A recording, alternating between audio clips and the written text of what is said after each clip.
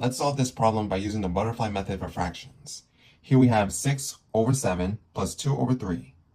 Let's start by circling each diagonal. So we circle 6 and 3 and 7 and 2. Next, we find the product of each diagonal.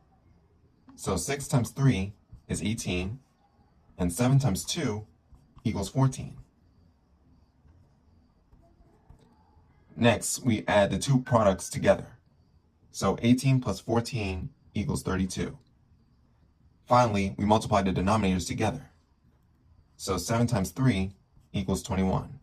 So 6 over 7 plus 2 over 3 equals 32 over 21, and that's the answer.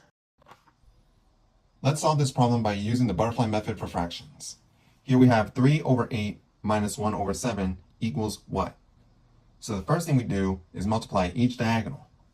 So we have 3 and 7, which is 21. And we have 8 and 1, which is 8. So the next step is to subtract 8 from 21, and you get 13. The next step is to multiply each denominator. So we do 8 times 7, which is 56. So the answer to this problem is 13 over 56.